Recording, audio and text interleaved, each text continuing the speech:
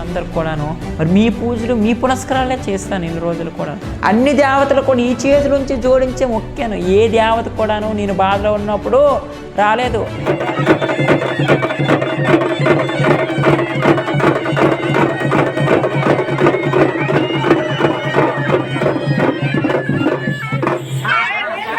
జోలికి వెళ్ళకండి. మీ జీవితాన్ని మీరు నాశనం చేసుకోకండి. నా జీవితం నేను ఎంతో కోల్పోయాను. ఈ రోజుకి నడి రోడ్డు మీద ఉన్నాను.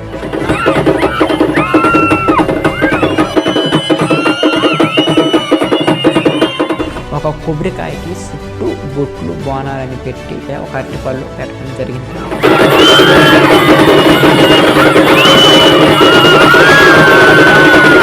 మొక్కడమే ప్రాబ్లమా? నేను చేతుల నుంచి ప్రతి ఒక్క దేవుడు మొక్కడమే నేను తప్పు చేస్తానా? నాలోన నేను బాధపడతా ఉంటే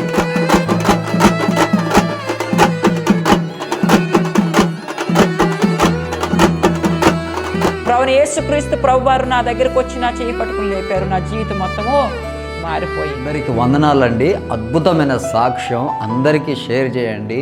ఇంకా యేసు ప్రభు గురించి తెలుసుకొని వాళ్ళు ఎవరుంటే తెలుసుకోండి. ఎవ్వరు మిస్ అవ్వకండి. ఒక వ్యక్తిని మార్చేది మనిషి కాదు, మార్పు అనేది దేవునితోటే మొదలవుతుందని ఈ సాక్ష్యం బహు స్పష్టంగా మనందరికీ తెలియజేస్తుంది. మీరు ఇంకెవరైనా మంచి సాక్ష్యం కలిగి ఉండి చెప్పాలనుకుంటే తప్పకుండా సంప్రదించండి. మీ యొక్క సాక్ష్యం కూడా మరి అందరికీ తెలియచేద్దాం. తన దగ్గరికి మరి ఆ యొక్క హాస్పిటల్ అధికారి నాకు అడగగానే మరి తనకు చెప్పాను, తను మా గురువు గారు సార్, అందుకోసమే మేము మరి దాసాకరంలో నేను ఉన్నానని అన్నాను. అతని చదువుకోలేదా బాబు అంటే, మరి కొరసపాడులోనే 10th క్లాస్ చదువుకున్నాను, మరి విజయనగరంలో ఐటీ క్లాస్ చదువుకున్నాను సార్.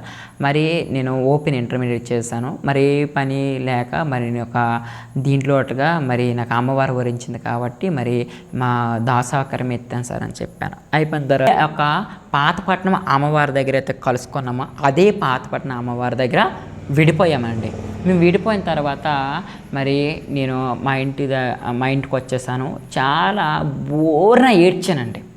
మరి అమ్మవారు అంతగా నాకు పడడం లేదు, పడక నోరు విప్పడం లేదు, నేను విప్పకపోతే నాకు కళ్ళు కూడా కనిపించడం లేదు. ఇదేం చేస్తాను అనేసి మా అమ్మతో మాట్లాడి, అమ్మ ఇక్కడ ఈ పని కూడా అయిపోయింది, ఎన్నో ఉద్యోగాలు చేశాను, ఎన్నెన్నో చదివాను, అటు చర్చిలకు వెళ్ళాం లేదు, ఇటు అమ్మవారి అనుకున్నదిగా మరి ఈ అమ్మవారు కూడా రావడం లేదు.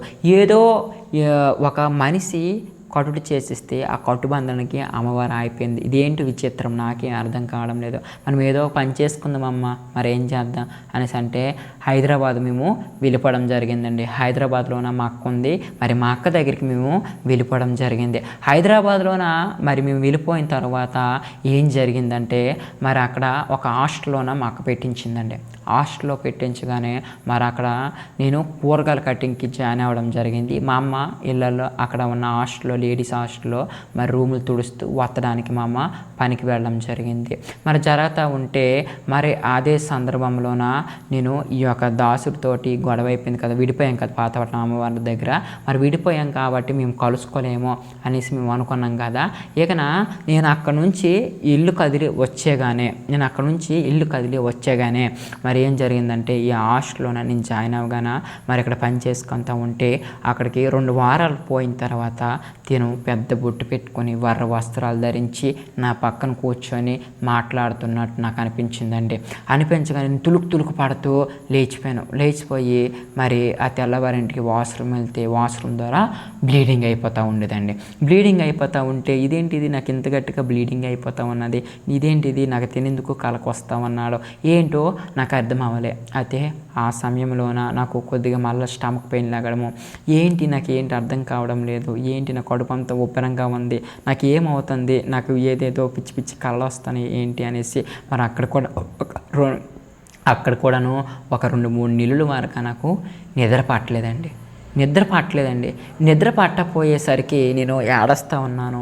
మరి మొబైల్ నిద్ర పట్టకపోతే ఒక రాత్రి అంతా మరి మొబైల్ నేను ఎలా చూస్తూ ఉంటే అందులోన మరి ఒక వాక్యం వచ్చిందండి.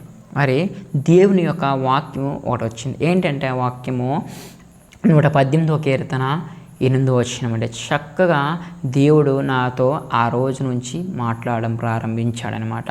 దేవుడు మాట్లాడుతున్నాడని నేను అర్థం చేసుకోక ఆ వాక్యాన్ని పట్టుకొని మనుషులను నమ్ముకుంట కంటే యెహోవాను ఆశ్రయించుట ఎంతో మేలు అనేసి ఉన్నది.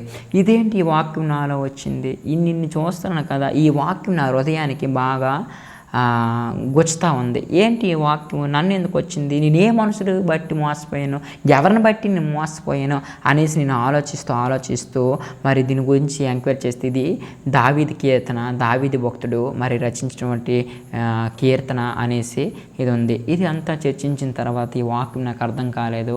మరి కొన్ని రోజులకి పోన్లే వాక్యం ఎందుకో వచ్చింది. నేను ఇన్ని దేవుళ్ళు మొక్కాను, ఒక నరుడైతే ఈ యొక్క అమ్మవారిని కట్టేసిన శక్తి ఉంది.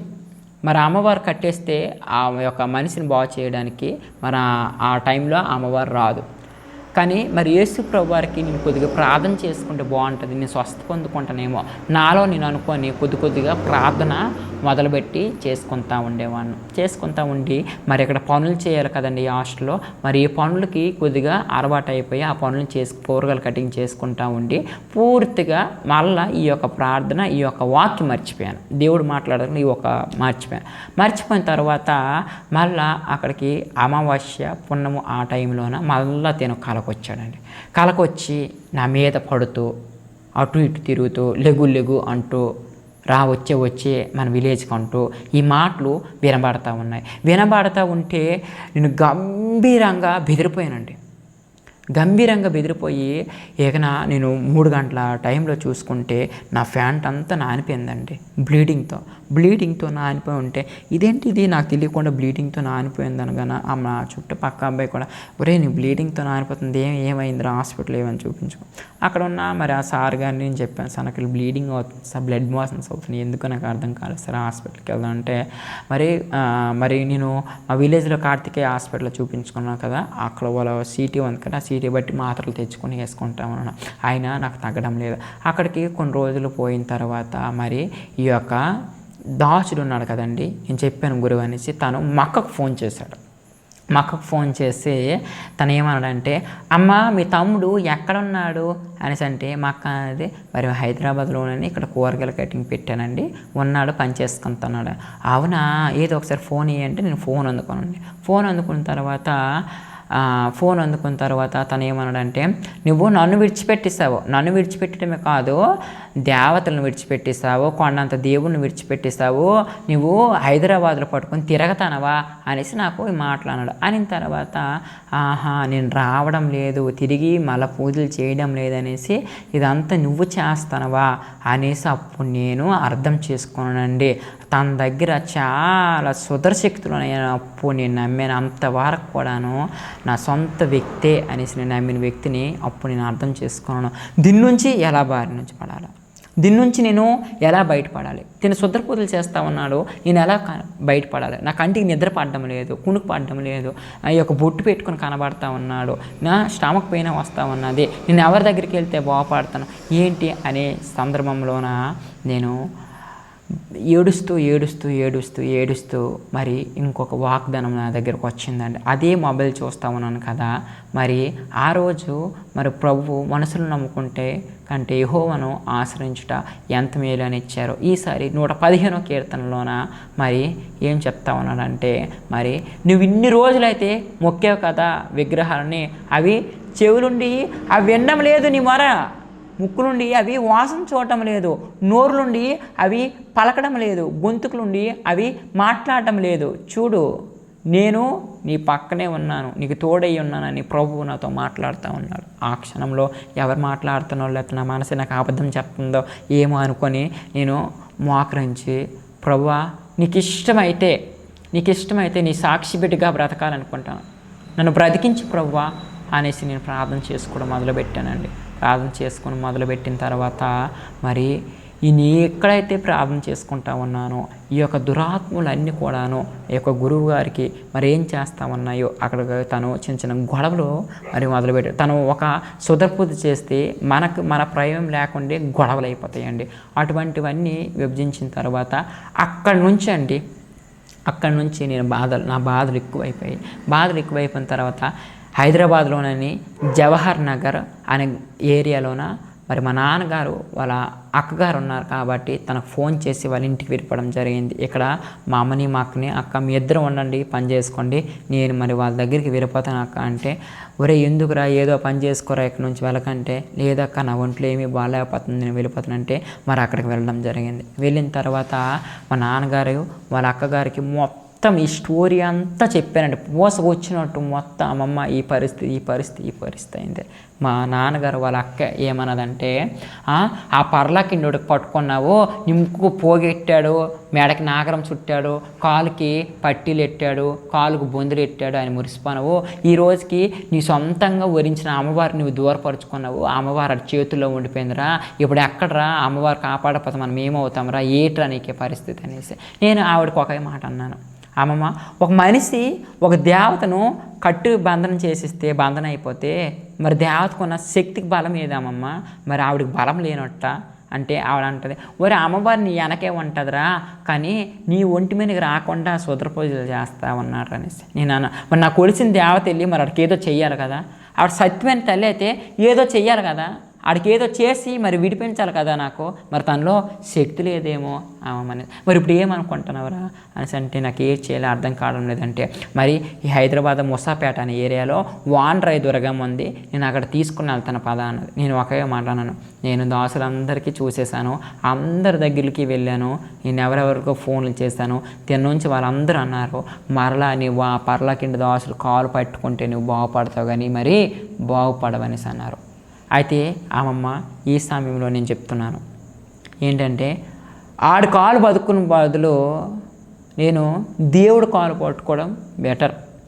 ఏట్రా ఇలా మాట్లాడుతున్నావంటే, నీకు ఎవరైనా క్రిస్టియన్స్ వారు ఉంటే పరిచయం చేయి, నేను వాళ్ళ దగ్గరికి వెళ్ళాలనుకుంటాను దయచేసి అంటే, సరేరా బాబు నీ ఇష్టం రా, ఏడ్రా పడురా అనేసి ఆవిడ 10 సంవత్సరాల నుంచి అండి మరి ఒక ఇంట్లో పనిచేస్తామన్నది. 10 సంవత్సరాల నుంచి ఆవిడ పనిచేస్తూ ఉంది కదా, మరి నేను 10 సంవత్సరాల నుంచి పనిచేస్తున్నాను.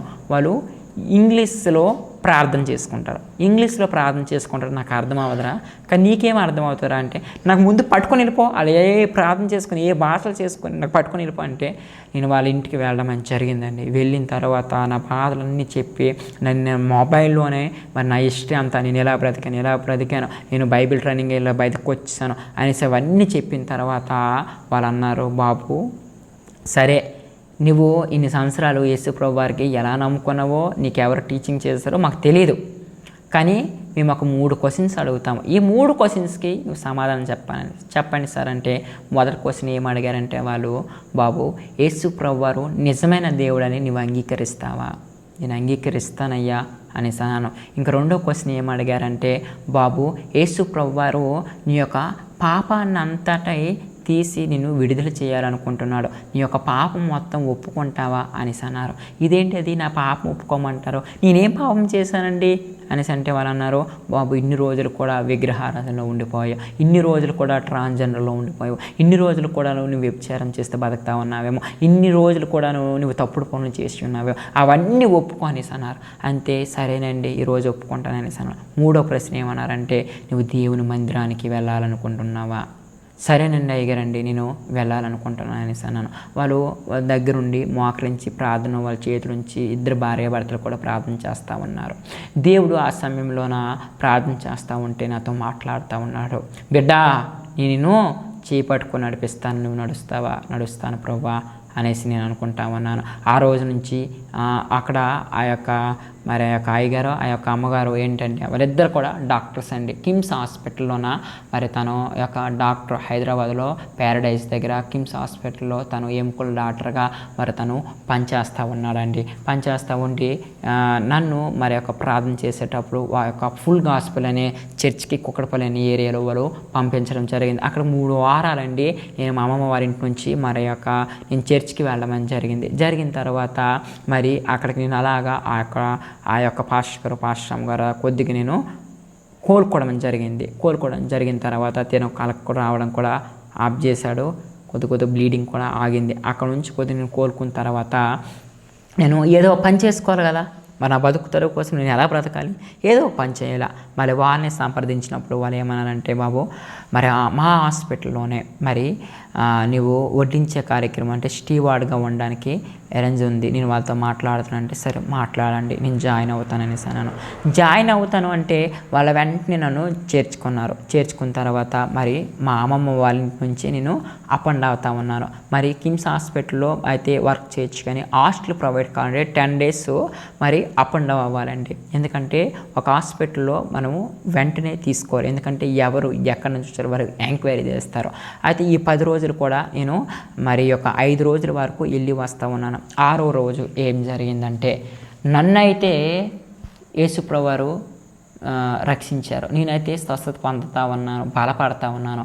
కానీ ఇక్కడ మెరకిల్ ఏం జరిగిందంటే, ఈ యొక్క ఈ యొక్క దాసుడు వదిలేశారు అని నేను అనుకున్నాను కదండి. తను ఇంకా వదలలేదండి.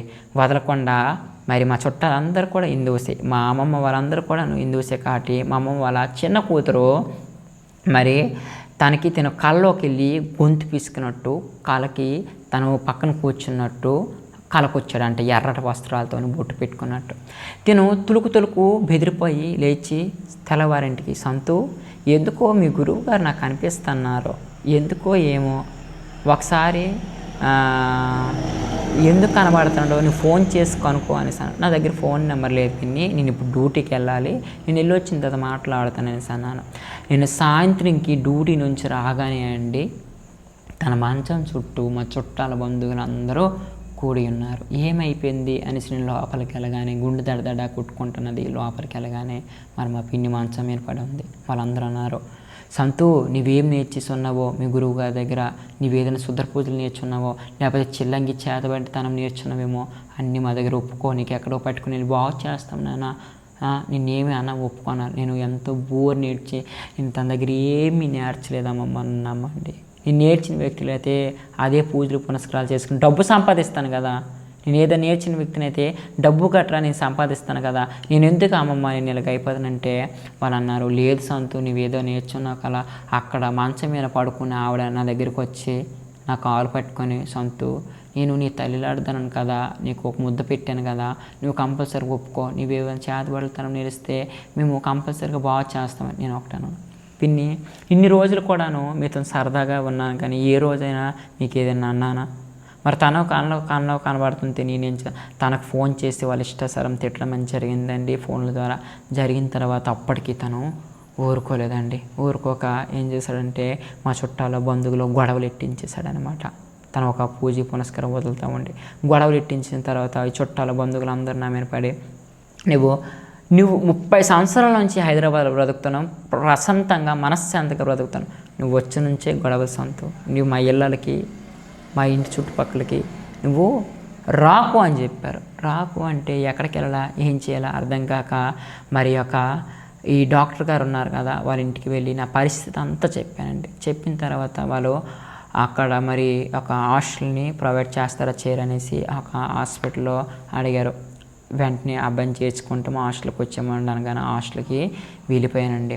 వెళ్ళిపోయిన తర్వాత అక్కడికి నుంచి నేను రోజు ప్రార్థన మరి 3 పూటలు ప్రార్థన చేసుకుంటూ వాక్యం చదువుకుంటూ బైబిల్ చదువుకుంటూ నేను అక్కడ నుంచి ఫుల్ గాస్పెల్ చర్చ్ మరి కుక్కడపల్లి అనే ఏరియాలో ఫుల్ గాస్పెల్ చర్చ్కి వెళ్ళమంది జరిగింది. అయితే కొన్ని రోజులకి మరి జనవరి 31st నైటు మరి డిసెంబర్ 31st నైట్ వస్తూ ఉన్నదండి. మరి డిసెంబర్ 31st నైట్ దగ్గరలో బాప్టిజం కార్యక్రమాలు ఉంటాయి కదా, మరి బాప్టిజం కార్యక్రమాలు చెప్తా ఉంటే నేను కూడా ఎన్నో తప్పులు చేశాను. ప్రభుని విడిచిపెట్టేసి నేను పాపంలోనికి వెళ్ళిపోయాను, విగ్రహార్థంలోకి వెళ్ళిపోయాను. ప్రభు దీనిలో నుంచి ఇంకా నాకు సంపూర్ణంగా విడుదల కావాలంటే నేను బాప్టిజం మరలా పొందాలి అని నాలో ఒక దృఢత్వమైన ఒక నిర్ణయానికి వచ్చానండి. ఈ మాట ఈ యొక్క డాక్టర్ గారిని ఈ అమ్మగారిని చెప్పిన తర్వాత వాళ్ళు అన్నారు, సంతోషం బాబు నువ్వు త్వరగా మారాలనుకుంటున్నావు, అసలు ప్రభు రక్షణలోకి రావాలనుకుంటున్నావు అనేసి. అని తర్వాత వాళ్ళు సంపాదించి ఆ యొక్క బాప్టిజం కార్యక్రమం అంతా జరిగిందండి. నేను 31st నైటు బాప్టిజం తీసుకున్న తర్వాత జనవరి 1, 2 తారీఖుల నుంచి చర్చికి వెళ్ళిన తర్వాత ఆవిడకి 5వ తారీఖునేనండి నా ఉద్యోగం పోయింది. నా ఉద్యోగం పోయగానే మళ్ళీ డాక్టర్ గారికి అడిగాను, సారు నా ఉద్యోగం పోయింది. ఏమైంది బాబు నీ ఉద్యోగం ఎలా పోయింది? ఏమైందంటే మరి నేను హాస్టల్లో ఉన్నాను కదా, నేను స్టార్టింగ్ పరిచయం అయినప్పుడు నా మొబైల్ తీసుకొని మరి వాళ్ళు చుట్టుపక్కల ఉన్న ఫ్రెండ్స్ చూసి ఓకే ఈ అబ్బాయి ఒక ట్రాన్స్జెండర్ కల, ఈ అబ్బాయి ఒక పూజలు చేసేవాడు, పునస్కారాలు ఒక శివశక్తి, అమ్మో మాకేం చేస్తాడో అనేసి వాళ్ళు భయపడి కొంతమంది అక్కడ ఉన్న సార్స్కి ఇంప్రవేషన్ ఇవ్వడం అనేది జరిగిందనమాట. జరిగిన తర్వాత ఆ సార్స్కి కాలు చేతులు పట్టుకొని, సారు మీరు కంపల్సరిగా కూడాను నన్ను ఉంచండి, నా స్థితి ఏం బాగాలేదు సారు అంటే, ఆ సారు బాబు నువ్వు మంచిగా చీర కట్టుకొని ఉన్నావు, నీకు అందులో రూపాయి వస్తుంది, నువ్వెందుకు ఏదో చర్చికి వెళ్ళిపోయి ఏదో బ్రతుకుతాను అంటున్నావు, ఏదో పని చేసుకుని నువ్వు అలా బ్రతకలే బాబు, నువ్వు వద్దు, నువ్వు దయచేసి నువ్వు హాస్టల్లో ఉండకు, ఒక రూమ్ తీసుకొని ఉండు అనేసి అన్నారు. రూమ్ తీసుకుని ఉండాలంటే చుట్టుపక్కల చూస్తే 5,000 6,000 రెంట్ చెప్తా ఉన్నారు. నాకు వచ్చిన జీతము 10,000 రూపాయలు. ఈ 10,000 రూపాయలకి నేను రెంట్ కట్టుకొని ఇంకా నేను ఫుడ్ అది అరేంజ్ చేసుకొని నా హాస్టల్ దగ్గరికి మరి ఎలాగ హాస్పిటల్లో వర్క్ చేయగలని ఆలోచించి ఈ సార్కి చెప్పాను, సారు మరి నా పరిస్థితి ఇలా అవుతుంది, నేను ఎక్కడ పని చేసినా కూడా మరి పని చేయలేకపోతా ఉన్నాను, ఏది చేసినా కూడా నేను అవ్వడం లేదు, ఇక నుంచి నేను ఎక్కడైతే పడిపోయానో, ఎక్కడైతే యేసు ప్రభువుని విడిచిపెట్టేశానో, ఏ ఒక్క గ్రామంలో ఏ ఒక్క విలేజ్ నుంచి అయితే నేను వచ్చేసాను ఆ గ్రామానికి నేను వెళ్ళిపోతాను అయ్యగారు అంటే, నా చేతిలో డబ్బులు లేవు. అప్పుడు ఒక 2,000 రూపాయలు వాళ్ళ చేతిలో పెట్టి బాబు సరే అనేసి వారు ప్రార్థన చేసి నేను మా ఇంటికి వెళ్ళిపోవడం జరిగిందండి. ఇంటికి వెళ్ళిపోయిన తర్వాత అక్కడికి 4 రోజులు అయిన తర్వాత నేను అంతా కుమిలిపోయి, నాలో నేనే కుమిలిపోయి ఆడస్తూ ఆ పరిస్థితి ఏంటైపోయింది, నేను ఎందుకు ఇలాగ అయిపోయాను, నేను ఏ దేవుళ్ళకి అన్యాయం చేశాను, నేను మొక్కడమే ప్రాబ్లమా, నేను చేతుల నుంచి ప్రతి ఒక్క దేవుడు మొక్కడమే నేను తప్పు చేస్తానా, నాలోన నేను బాధపడతా ఉండి అలాగా ప్రార్థన చేసుకుంటా నేను బాధపడతా ఉన్నాను. ఒకరోజు ఏం జరిగిందంటే మరి ఒక సాలివాండము వెళ్ళే కార్యక్రమ స్థానాలు దేవుళ్ళు చేస్తారు, దాసులందరూ వెళ్తారు కదండి. అదే రోజు ఒకరోజు వచ్చిందండి.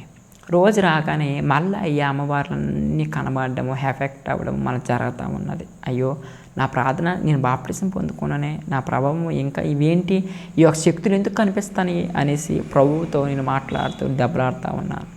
అయితే నువ్వు మరి మందిరంకి వెళ్ళాలి కదా అనేసి ప్రభువు నాతో మాట్లాడుతూ ఉన్నాడు. నా ఒక్కడి ప్రార్థన కాదు, సంఘం మొత్తం ప్రార్థన చేస్తే బలపడతామని.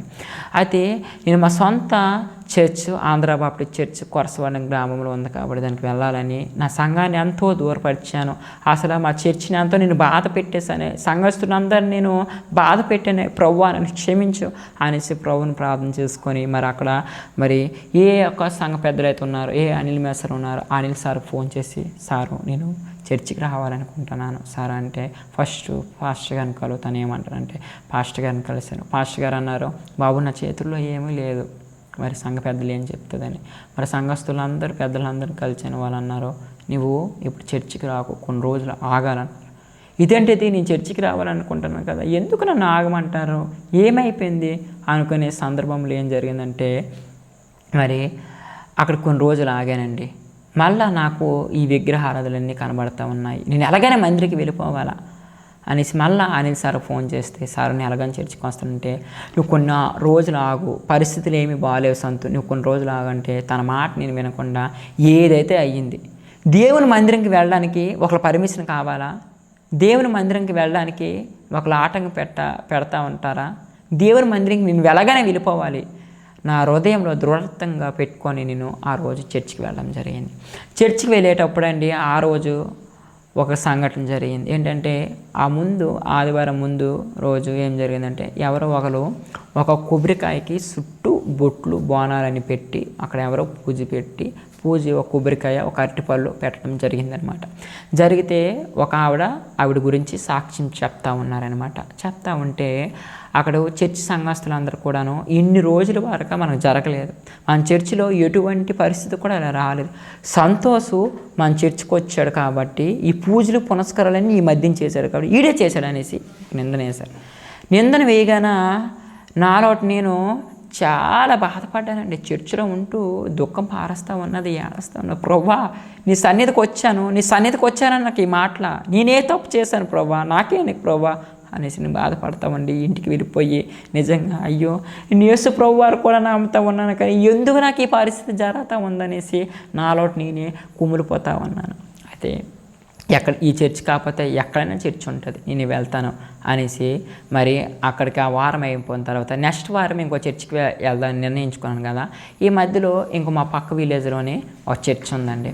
ఆ చర్చికి వెళ్తాను అనుకొని నేను వెళ్ళేటప్పుడు మరి అక్కడ ఉన్న పాస్టర్ గారిని నేను కలవడం జరిగింది. అమ్మ, నేను మీ చర్చికి రావాలనుకుంటున్నాను అంటే వాళ్ళు అన్నారు, బాబు యేసు ప్రభు వారిని కూడా లోతుగా చూసావు, నువ్వు బైబిల్ ట్రైనింగ్ అయ్యి అన్నీ లోతుగా చూసావు, అలాగని ఈ శివశక్తిలో కూడాను లోతుగా చూసావు నువ్వు, ఈ దాసాకరమిత్తి.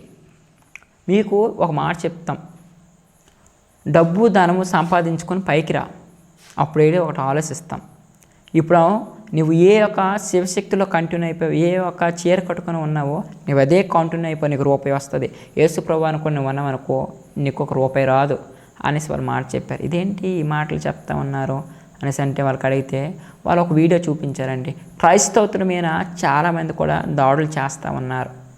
నీ మీద ఇప్పుడు అటాక్ జరగదు, ఎందుకంటే ఇన్ని రోజులు కూడాను డప్పులతోని సద్వాలతోటి ఊరంతా గ్రామం అంతా ప్రచారం అయ్యావు. ఈ సమయంలో యేసు ప్రభువును కొలుస్తామంటే నీకు నలుగురు కొట్టేస్తారు, నువ్వు జాగ్రత్త అని చెప్పారు. అక్కడ నుంచి వచ్చేసిన తర్వాత మరి నన్ను బలపరిచిన వ్యక్తులు ఈ యొక్క డాక్టర్ అమ్మ గారు ఉన్నారు కదా, వీళ్ళని ఫోన్ చేశాను. ఫోన్ చేసి, సారు నాకు మరి విలేజ్లో చర్చికి వెళ్తే ఇలా అయింది, పక్క ఊరు చర్చికి వెళ్తే మరి వాళ్ళ ఇలా అంటున్నారంటే, వాళ్ళు ఎవ్వరి మాటలు నమ్మకో, దేవుని వైపు చూడు బాబు, ప్రభు నేను పట్టుకోవాలనుకుంటున్నాడు, మేము ప్రార్థనలు చేస్తూ ఉన్నాము, నువ్వు ప్రభు వైపే చూడు అనేసి అన్నారు. ఏం చేయాలో అర్థం కాక మరి ఒకరోజు వచ్చిందండి.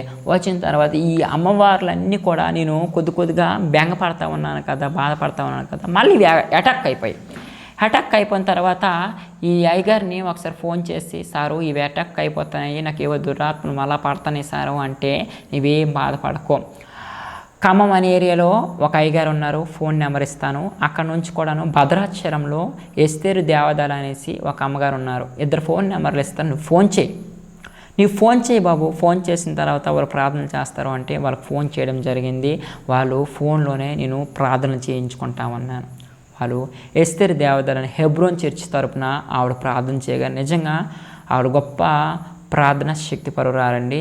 ఆవిడ ప్రార్థన చేయగానే నా ఒంటికి కొద్దిగా ధైర్యం వచ్చింది, నేను మేల్కొన్న తర్వాత ఆవిడ ఒకరోజు విజయనగరం రాగాన ఆవిడని కలవడానికి కూడా నేను విజయనగరం వెళ్ళానండి. విజయనగరం వెళ్ళి ఆవిడ చేతుల ద్వారా మనం తల వంచి ప్రార్థన చేయించుకున్న అభిషేక ప్రార్థనలో ఆ చర్చికి వెళ్తామంటే ఆ పాస్టర్ గారు అన్నారు, బాబు నువ్వు దేవునిలో ఇంకా బలపడాలి, జాగ్రత్తగా ప్రార్థన చేసుకో. ఇప్పుడు ఎలా బ్రతుకుతున్నావంటే, నాకు ఇక్కడికి వచ్చేసి హైదరాబాద్ నుంచి 2 నెలలు 3 నెలలు అవుతుంది సారు, తినడానికి తిండి కూడా లేదు, మరి ఎలా బ్రతుకుతున్నావు బాబు అంటే, మరి అలాగనే మరి ఆలు ఈలు అన్నం పెడతా ఉంటే మరి ఏదో ఒకటి నేను బ్రతుకుతా ఉన్నాను సార్ అనేసి అన్నారు. వాళ్ళు తోచిన సాయం వాళ్ళు చేస్తూ ఉన్నారు. ఈ సమయంలో దేవుడు నాతో మాట్లాడుతూ ఉన్నాడండి. ఏమని మాట్లాడుతూ ఉన్నాడంటే, నువ్వు అద్దీంట్లోనే ఉన్నావు కదా, ఈ ఇల్లు విడిచిపెట్టే, ఫస్ట్ నువ్వు ఇల్లు విడిచిపెట్టు, ఈ దురాత్మలన్నీ కనబడతాయని నీ బాధపడిపోతున్నావు, నాలో నీకు నమ్మకం కోల్పోతా ఉన్నావు, విడిచిపెట్టంటే ఎలా విడిచిపెట్టాలి, రూము గట్ర కావాలి కదా, నేను ఎక్కడికి వెళ్ళిపోతున్నాను, నాకు ఎవరిస్తారు స్థలము, ఏంటి బాధ అని నేను ఏడుస్తూ ఉన్నాను.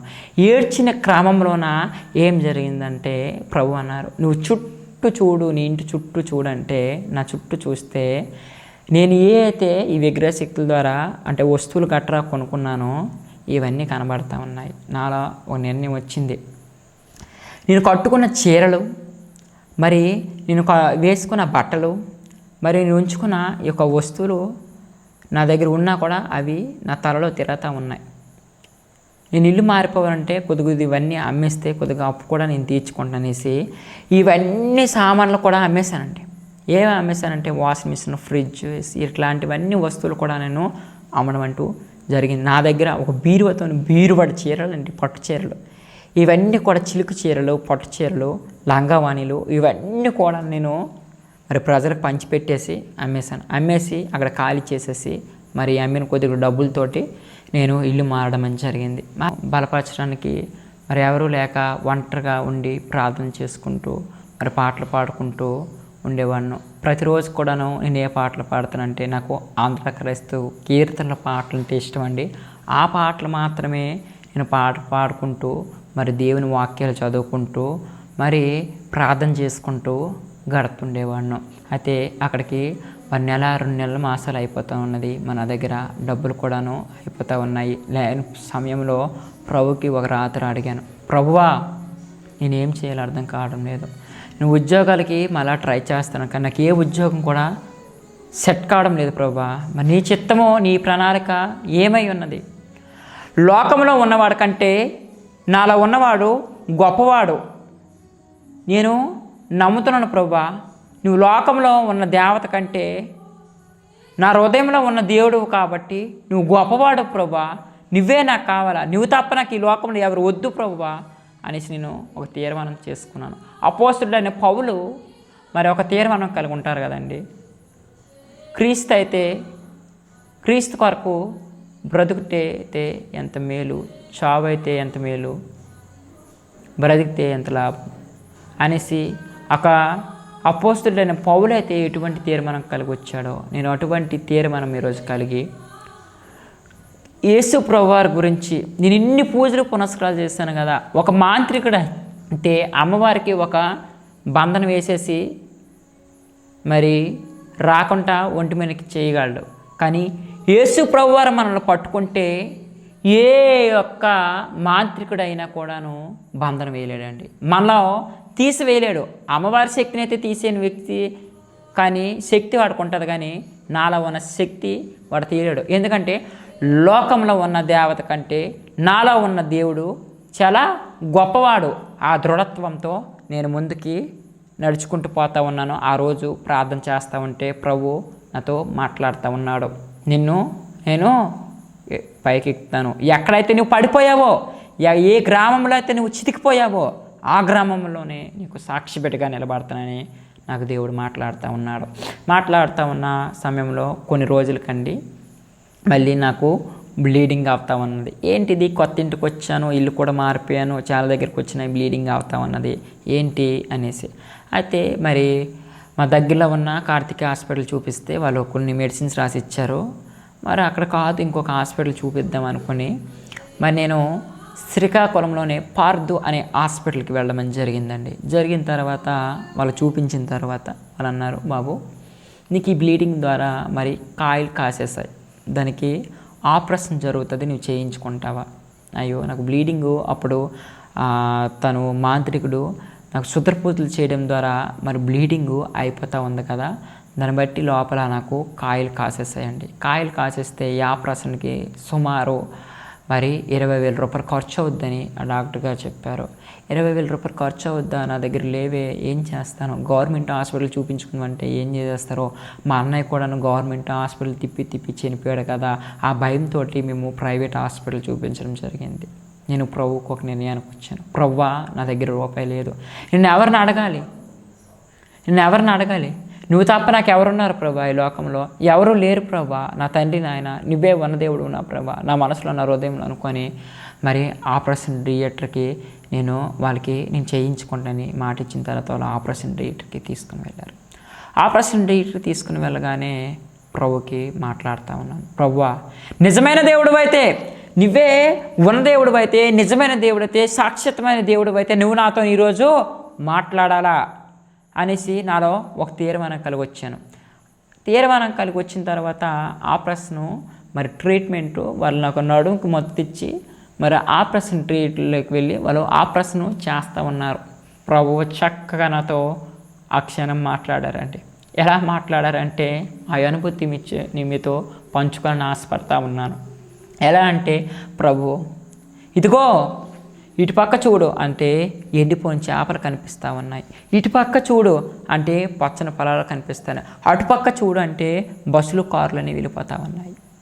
అయితే ప్రభు నేను ఏ దారికి వెళ్ళాలా, 3 దారుల్లో ఉన్నాను ప్రభు అంటే తండ్రి కుమార పరిశుద్ధాత్మ దేవుడు అనుకొని నేను ప్రార్థన చేయడం మొదలుపెట్టాను. నా మనసులోనే మొదలు పెడతా ఉంటే ఈ 3 తోవలు కనిపిస్తానే ఏ తోవకి వెళ్తాననేసి అనుకున్న తర్వాత ప్రభు నాకేం అర్థం కావడం లేదు, మీరు చూపించండి ప్రభు అంటే ఈ రోజుతోటి నువ్వు ఎన్ని బాధలు అయితే పడ్డావో అవి తొలగిపోతూ ఉన్నాయి, నీకు మంచి రోజులు వస్తూ ఉన్నాయి అని ప్రభు నాతో మాట్లాడుతూ ఉన్నాడు. ఇదేంటిది, నేను ఆపరేషన్ డీట్లో ఉన్నాను, ఎందుకు ఏమైంది ప్రభు, ఎవరు మాట్లాడుతున్నారో నాకు అర్థం కాక వాళ్ళ గబుక్కున కొద్దిగా కళ్ళు తెరిచి మరి వాళ్ళ ట్రీట్మెంట్ జరుగుతూ ఉంది. ఇక లాస్ట్ కంప్లీట్ అయిపోయి ఆ ట్రీట్మెంట్ అయిపోయింది. అయిపోయిన తర్వాత నన్ను మరి అమంతంగా మరి నేను స్పృహ లేను కాబట్టి, కాలు లేపలేను కాబట్టి వాళ్ళు నాకు బెడ్ మీద జరిగింది. ఆ సమయంలో మరి మా అమ్మగారికి ఫోన్ చేసి, బాబు నేను మరి ఇక్కడ పని చేస్తా ఉన్నాను కదా, మరి ఆ సార్ని నేను డబ్బులు అడిగాను, 15,000 రూపాయలు పంపిస్తా ఉన్నానంటే సరేనమ్మనేసి ఆ 15,000 రూపాయలు కూడాను నిజంగా మా పంపిస్తే అక్కడ బిల్ కట్టడం జరిగిందండి. కట్టిన తర్వాత మరి నేను బాధపడతా ఉన్నాను. నా దగ్గర రూపాయి లేదు, నేను ఇంకెలా బ్రతకాలా ప్రభువా, నేను చనిపోయినా పర్వాలేదు, నాకు చంపేయండి, నాకు ఎందుకు ఈ బ్రతుకు, నాతో నువ్వు మాట్లాడుతున్నావు, నువ్వు నాతో మాట్లాడుతున్నావు ఎవరికనంటే పిచ్చెక్కి పనువా ఎర్రెక్కి పనువా అని అంటారు. ఇది నాకేం అర్థం కావట్లేదు, నువ్వే దేవుడు అని నాకు నిదర్శనం కావాలి ప్రభా అనేసి ప్రభుతో నేను మాట్లాడుతూ ఉంటే ప్రభు అన్నారు, మనలో ఉన్నంత వరకు కూడాను ఏ ఒక్క మాంత్రిక శక్తి కూడా పనిచేయదు అనేసి నేను దృఢత్వంగా నమ్మాను. నేను నమ్మి విశ్వాసంతో ముందుకు పోతా ఉన్నాను.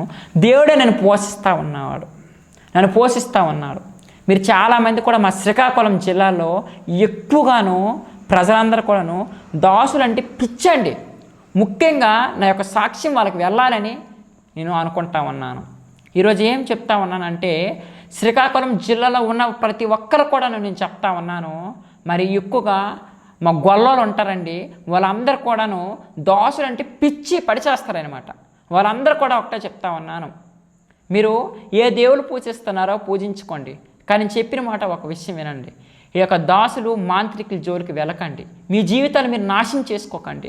నా జీవితం నేను ఎంతో కోల్పోయాను, ఈ రోజుకి నడి రోడ్డు మీద ఉన్నాను, నా బతుకు లాంటిదే మీరు బతుకు అనుకోండి, మీరు వెళ్ళకండి దయచేసి. మీరు ఎవరిని మీరు మొక్కుకుంటారో నేనేమో అనుకోను, కానీ ఈరోజు నేను పడిన బాధ మీ అందరికీ చెప్తా ఉన్నాను. శ్రీకాకుళం జిల్లాలో ఉన్న దేవుడు అంత బలం నాకు ఇచ్చాడు, అంత శక్తిని ఇచ్చాడు. మరి నేను కూడా చెప్తా ఉన్నాను, మీ హిందువులందరూ కూడాను మరి మీ పూజలు మీ పునస్కారాలే చేస్తాను. ఇన్ని రోజులు కూడా అన్ని దేవతలు కూడా ఈ చేతి నుంచి జోడించే మొక్కాను. ఏ దేవత కూడాను నేను బాధలో ఉన్నప్పుడు రాలేదు. ప్రభుని యేసుక్రీస్తు ప్రభువారు నా దగ్గరకు వచ్చి నా చేయి పట్టుకుని లేపారు, నా జీవితం మొత్తము మారిపోయింది. అలా మీ జీవితాలు కూడా మారాలంటే ప్రభుకి అంకితం చేసుకోండి. ఇటువంటి అవకాశం ఇచ్చినటువంటి ఏరియా బ్రదర్ గారికి కూడాను నా హృదయపూర్వక వందనాలు. మరి ఈ యూట్యూబ్ ఛానల్ ద్వారా ఎంతమైతే వింటున్నారో ప్రజలందరికీ కూడాను నా ప్రత్యేకమైన వందనాలండి.